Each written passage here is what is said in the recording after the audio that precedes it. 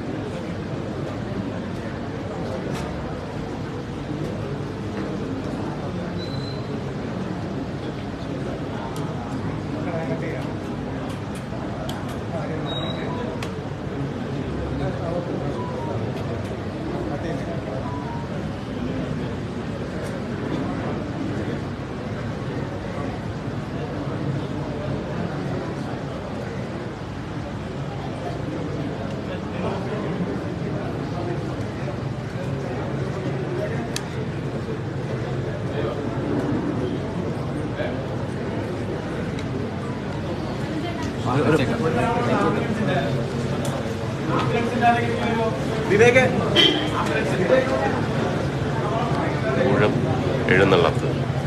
അപ്പം അതിനു മുമ്പ് തന്നെ കൊല്ലത്ത് അദ്ദേഹം ചുടുകാട് മുറിയിലുള്ള ഒരു ലോഡ്ജിൽ താമസിക്കുന്നുണ്ടായിരുന്നു. ആ സമയത്ത് ഞാൻ കോളേജ് പഠിക്കുന്ന സമയത്ത് അദ്ദേഹത്തിൻ്റെ മുറിയിൽ പോവുകയും ആ സമയത്ത് മുതലുള്ള ഒരു വലിയ സ്നേഹബന്ധമാണ്.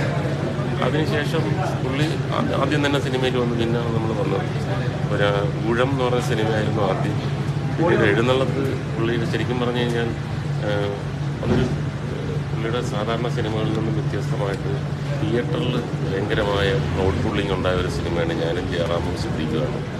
അപ്പോൾ അദ്ദേഹം ഭയങ്കര സന്തോഷത്തിലുണ്ടായിരുന്നു. പറഞ്ഞു എൻ്റെ സിനിമ ഹൗസ്ഫുള്ളായിട്ട് ഓടുന്നുണ്ട്, ഭയങ്കര സന്തോഷമുണ്ടെന്നൊക്കെ അന്ന് പറഞ്ഞിരുന്നു. പിന്നീട് അദ്ദേഹത്തിൻ്റെ കൂടെ സിനിമ അഭിനയിക്കാൻ പറ്റിയില്ലെങ്കിലും എപ്പോഴും തിരുവനന്തപുരത്ത് സിനിമ സംബന്ധമായിട്ടുള്ള എല്ലാ മീറ്റിങ്ങുകളിലും കാര്യങ്ങളിലും എല്ലാം പുള്ളി നമ്മുടെ സ്വന്തം ഒരു ഏറ്റവും അടുത്തൊരു സുഹൃത്തായിട്ടാണ് അദ്ദേഹം എൻ്റെ കൂടെ പെരുമാറിയിട്ടുള്ളതെന്ന് മാത്രമല്ല ഒരുപാട് അംബിഷനുള്ള ആളാണ്. ഇപ്പോൾ ഒരു സിനിമയുടെ പണിപ്പുരയിലായിരുന്നു എന്നാണ് അദ്ദേഹം ഇടയ്ക്ക് വെച്ച് കണ്ടപ്പോൾ പറഞ്ഞത്.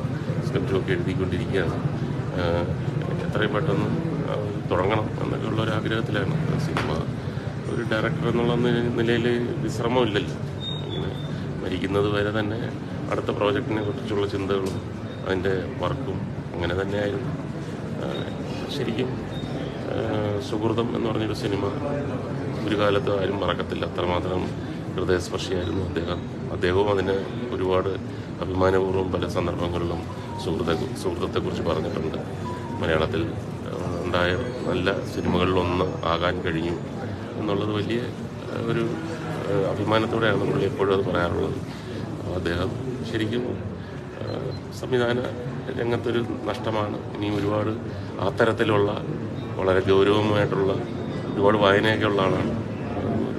ഒരുപാട് നല്ല സിനിമകൾ നഷ്ടപ്പെട്ടു എന്നുള്ളത് വളരെ സങ്കടത്തോടെ മാത്രമേ അദ്ദേഹത്തെക്കുറിച്ച് ഓർക്കാൻ പറ്റൂ. Thank you.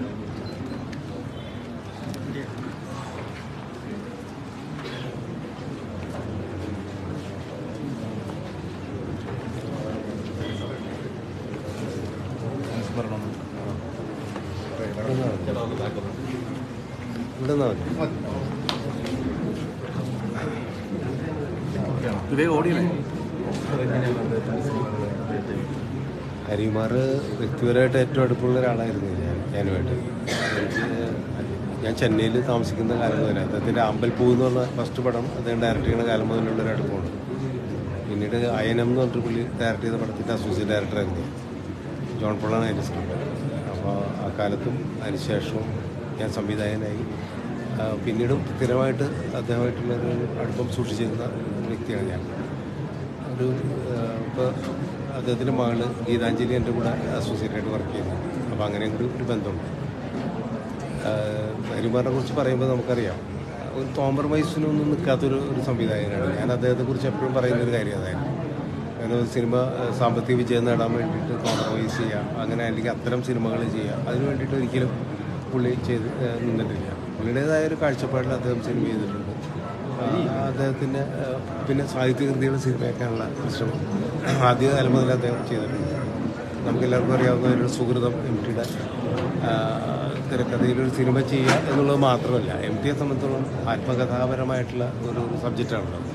അപ്പോൾ ആ സബ്ജക്റ്റ് ചെയ്യാനായിട്ട് ഹരികുമാറിനെ അദ്ദേഹം ഏൽപ്പിച്ചു എന്ന് പറയുന്നത് ഒരു സംവിധായകൻ എന്നുള്ള രീതിയിൽ ഹരികുമാറിന് കിട്ടിയിട്ടുള്ള ഏറ്റവും വലിയ അംഗീകാരമായിട്ടാണ് എനിക്ക് തോന്നുന്നത്. മാത്രമല്ല ആ സിനിമ വളരെ നന്നായിട്ട് ചെയ്തിട്ടുണ്ട്. എനിക്ക് പേഴ്സണലി വളരെ ഇഷ്ടപ്പെട്ടൊരു സിനിമയായിരുന്നു. അദ്ദേഹത്തിൻ്റെ മികച്ച കുറേ സിനിമകളുണ്ട്. ഇപ്പോൾ ആദ്യകാലത്ത് അദ്ദേഹം ചെയ്തിട്ടുള്ള സിനിമകൾ ഒരു സ്വകാര്യം എന്ന് പറഞ്ഞൊരു പടമുണ്ട്. അത് ആ കാലഘട്ടത്തിൽ വളരെ ഇൻട്രസ്റ്റിംഗ് ആയിട്ടുള്ള ഒരു യൂത്തിൻ്റെ എന്നാൽ വളരെ സത്യസന്ധമായിട്ട് ചെയ്തൊരു സിനിമയാണ്. പിൽക്കാലത്തും അദ്ദേഹം ചെയ്തിട്ടുള്ള കുറേ സിനിമകൾ നമുക്ക് അങ്ങനെ ഓർക്കാൻ കഴിയും. ഇപ്പോൾ ലോഹിദാസിൻ്റെ കൂടെ ഉദ്യാനപാലനം ചെയ്തിട്ടുണ്ട്, പിന്നെ ശ്രീനിവാസിൻ്റെ കൂടെ സ്വയംവര പന്തൽ ചെയ്തു. അപ്പോൾ അങ്ങനെ നല്ല തിരക്കഥാർത്ഥത്തിലുള്ള തിരക്കഥ എടുത്ത് സിനിമ ചെയ്യുന്നതിനോടൊപ്പം തന്നെ അദ്ദേഹം സ്വന്തമായിട്ട് തിരക്കഥ എഴുതിയിട്ട് കുറേ സിനിമകൾ ചെയ്തിട്ടുണ്ട്. അവസാനം ക്ലിൻറ്റ് എന്ന് പറയുന്ന സിനിമ ചെയ്തു. ഏറ്റവും ലാസ്റ്റ് സിനിമ എം മുകുന്ദൻ്റെ ഓട്ടോറിക്ഷൻ്റെ ഭാര്യ. അപ്പോൾ എം മുകുന്ദൻ തന്നെ സ്ക്രിപ്റ്റ് എഴുതുന്നു എന്നൊക്കെ പറയുന്നത് അദ്ദേഹം അങ്ങനെയാണ്, ആ രീതിയിലാണ് പുള്ളി. ഒരു അങ്ങനെ നോക്കുമ്പോൾ ഞാൻ എപ്പോഴും അദ്ദേഹമായിട്ട് സംസാരിക്കുമ്പോൾ എനിക്ക് തോന്നിയിട്ടുള്ളത് വെച്ചാൽ പുള്ളിക്കൊരു തിരക്കില്ല, ഒരു തപസ്സുമാരി ഇങ്ങനെ ഒരു സിനിമയുടെ പുറകെ ഇങ്ങനെ സഞ്ചരിക്കുക. അതൊരു എഴുത്തുകാരൻ എപ്പോൾ എഴുതി കൊടുക്കും അതനുസരിച്ച് ഷൂട്ട് ചെയ്യുക. താരത്തിൻ്റെ പുറകെ പോകാറില്ല. പക്ഷെ എന്നാൽ അദ്ദേഹത്തിൻ്റെ സിനിമയിൽ മലയാളത്തിലെ മിക്കവാറും എല്ലാ താരങ്ങളും പ്രധാനപ്പെട്ട താരങ്ങളും മമ്മൂട്ടിയെല്ലാം കുറേ സിനിമയിൽ അഭിനയിച്ചിട്ടുണ്ട്. സുഹൃതം, അയനം, ഒരു സ്വകാര്യം, അങ്ങനെ കുറേ സിനിമകളിൽ മമ്മൂട്ടി അഭിനയിച്ചിട്ടുണ്ട്. നെൽമുടി വേണു ഒരുപാട് സിനിമകളിൽ അഭിനയിച്ചിട്ടുണ്ട്. അങ്ങനെ മിക്കവാറും മലയാളത്തിലെ എല്ലാ താരങ്ങളും അദ്ദേഹത്തിൻ്റെ സിനിമയിൽ അഭിനയിക്കുകയും അതുപോലെ തന്നെ മികച്ച ടെക്നീഷ്യൻസിനെ വെച്ചിട്ട് സിനിമ ചെയ്യുന്ന ഒരാളായിരുന്നു. അപ്പോൾ പിന്നെ സാഹിത്യമായിട്ട് നല്ല ബന്ധം അദ്ദേഹത്തിന്, ഒരുപാട് വായിക്കുന്ന ഒരാളായിരുന്നു. അതിലുപരിയായിട്ട് അദ്ദേഹം നാഷണൽ അവാർഡ് ജൂറിയിലുണ്ടായിരുന്നു, ഇന്ത്യൻ പനോരമ ജൂറിയിലുണ്ടായിരുന്നു, സ്റ്റേറ്റ് അവാർഡിൻ്റെ ജൂറിയിലുണ്ടായിരുന്നു പലതവണ. അപ്പോൾ അങ്ങനെയും സിനിമയെ എല്ലാ വർഷവും ഫിലിം ഫെസ്റ്റിവലിൽ സ്ഥിരമായിട്ട് സിനിമ കാണാൻ വരികയും നല്ല സിനിമയുടെ എന്നും അഭിമുഖം പുലർത്തുന്ന ഒരു ഫിലിം മേക്കറായിരുന്നു കരീംകുമാർ. വ്യക്തിപരമായിട്ടും ഏറ്റവും കൂടുതൽ അടുപ്പമുള്ള ഒരാൾ തന്നെയായിരുന്നു. പിന്നെ ഈ സംഘടനാ കാര്യങ്ങൾ, ഇപ്പോൾ മാക്ടയുടെ ചെയർമാനായിരുന്നു അദ്ദേഹം കുറച്ചു കാലം. പിന്നെ ഫെഫ്ക എന്ന് പറയുന്ന സംഘടനകളായിട്ട്, ചലച്ചിത്ര സംഘടനകളായിട്ടൊക്കെ നിരന്തരം ബന്ധപ്പെട്ട് പ്രവർത്തിച്ചിരുന്നൊരു വ്യക്തി.